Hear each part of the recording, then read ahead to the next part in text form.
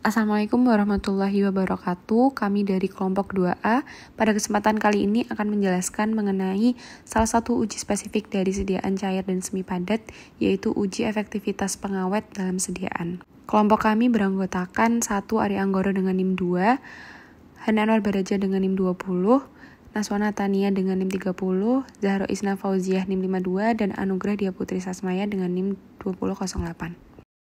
Pengawet antimikroba merupakan zat yang dapat ditambahkan pada sediaan farmasi berbasis air dengan tujuan untuk melindungi sediaan dari kontaminasi mikroba. Mengapa ditambahkan pada sediaan berbasis air? Karena air sendiri mudah ditumbuhi oleh mikroba, sehingga memerlukan preservatif untuk mencegah adanya mikroba yang tumbuh dalam sediaan farmasi berbasis air seperti semi-solid dan juga liquid. Tujuan dari pengujian efektivitas preservatif ini yaitu untuk mengetahui efektivitas penambahan pengawet pada sediaan berbasis air. Prinsip dari pengujian ini adalah inokulasi sediaan dengan mikroorganisme yang kemudian dievaluasi pada interval waktu yang ditentukan untuk melihat apakah ada penurunan populasi mikroba atau tidak ke tingkat yang diinginkan dalam waktu tertentu. Pada kompendia USP 43, produk yang dapat diuji efektivitas pengawetnya dibagi ke dalam 4 kategori. Kategori pertama yaitu injeksi, parenteral, sediaan tetes telinga, tetes hidung steril, dan tetes mata dengan basis air. Kategori kedua yaitu topikal produk yang berbasis air, tetes hidung non-steril, dan emulsi. Kategori ketiga yaitu sediaan oral selain antasid yang terbuat dari basis air. Kemudian yang terakhir kategori 4 yaitu antasida dengan basis air.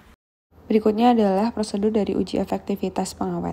Uji ini diawali dengan menyiapkan inokulum dari mikroba yang akan digunakan.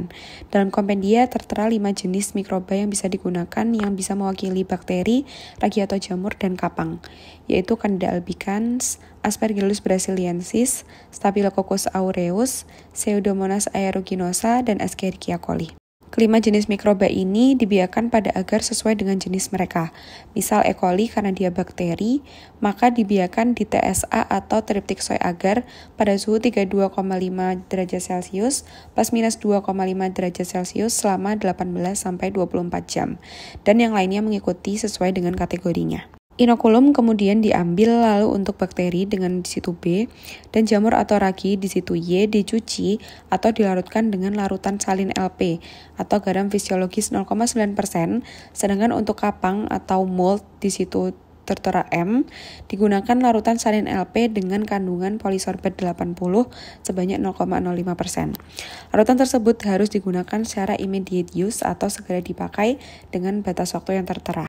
Setelah itu, larutan tadi diambil sebanyak 0,5% sampai 1% dari berat sediaan yang akan diuji dan ditambahkan pada masing-masing 5 buah sediaan. Lalu, pada masing-masing sediaan yang sudah ditambahkan larutan tadi, diambil sebanyak 1 mili pada interval waktu 0, 14, dan 28 hari.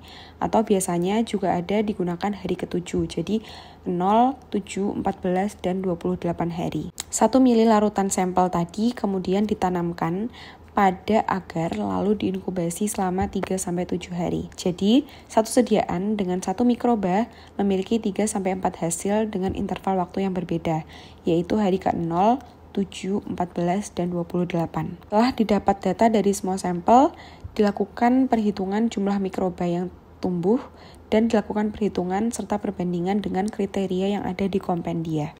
Selanjutnya yaitu kriteria efektivitas antimikroba. Merupakan persyaratan untuk efektivitas antimikroba dapat terpenuhi jika kriteria yang tertera pada tabel 3 ini terpenuhi. Dilihat dari hasil uji pada ketentuan umum, yaitu tidak terjadi peningkatan lebih tinggi dari 0,5 log 10 unit terhadap log mikroba awal. Didasarkan dari 4 kategori sediaan yang sudah dijelaskan dari tabel pertama.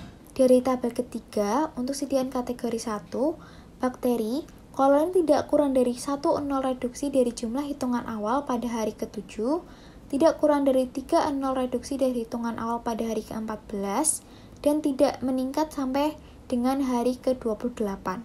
Untuk kapang dan kamir, koloni tidak meningkat dari jumlah hitungan awal sampai hari ke-7, 14, dan 28. Untuk sediaan kategori 2, bakteri, koloni tidak kurang dari 2 nol reduksi dari jumlah hitungan awal pada hari ke-14 dan tidak meningkat pada hari ke-14 sampai hari ke-28. Untuk Kapang dan Kamir, koloni tidak meningkat dari jumlah hitungan awal sampai hari ke-14 dan 28. Selanjutnya, untuk sediaan kategori 3, bakteri, koloni tidak kurang dari 1 nol reduksi dari jumlah hitungan awal pada hari ke-14 dan tidak meningkat pada hari ke-14 sampai hari ke-28. Untuk Kapang dan Kamir, koloni tidak meningkat dari jumlah hitungan awal sampai hari ke-14 dan 28.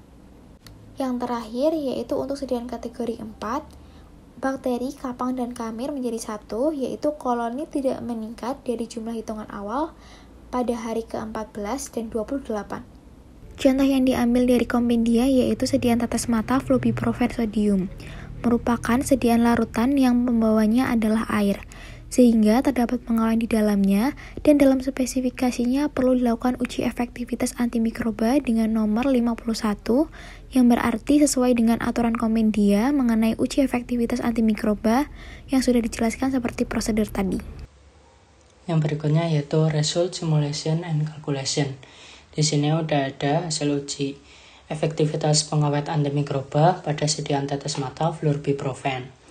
Nah, untuk syaratnya sendiri karena dia tetes mata yaitu harus lebih dari 1, harus lebih dari 3, dan tidak ada peningkatan nilai log hari ke-14 ke hari ke-28. Untuk hasilnya itu diisi dari hasil dari log reduksi hari ke-7. Rumusnya itu nilai log hari ke-7 dikurangi nilai log hari ke-0, yang berarti 0,13. Nah, yang selanjutnya log reduksi hari ke-14. Rumusnya itu log hari ke-14 dikurangi log hari ke-0, yang berarti 0,18. Nah, selanjutnya disesuaikan ke syarat. Syaratnya itu kan harus lebih dari 1 dan harus lebih dari 3. Untuk yang pertama hasilnya 0,13, berarti tidak memenuhi syarat karena kurang dari 1. Ditulis di TMS pada kesimpulan tidak memenuhi syarat. Untuk yang syarat kedua yaitu lebih dari 3, namun hasilnya 0,18, berarti dia tidak memenuhi syarat juga. Untuk syarat yang ketiga yaitu not increase, berarti harus tidak ada peningkatan untuk nilai log hari ke-14 ke hari ke-28. Nah, di sini ada peningkatan sejumlah 0,3, yang berarti tidak memenuhi syarat juga. Nah, karena ketiganya ini tidak memenuhi syarat, maka dapat disimpulkan bahwa pengawet pada sediaan tetes mata fluorbiprofen ini belum efektif dalam pengendalian jumlah mikroba.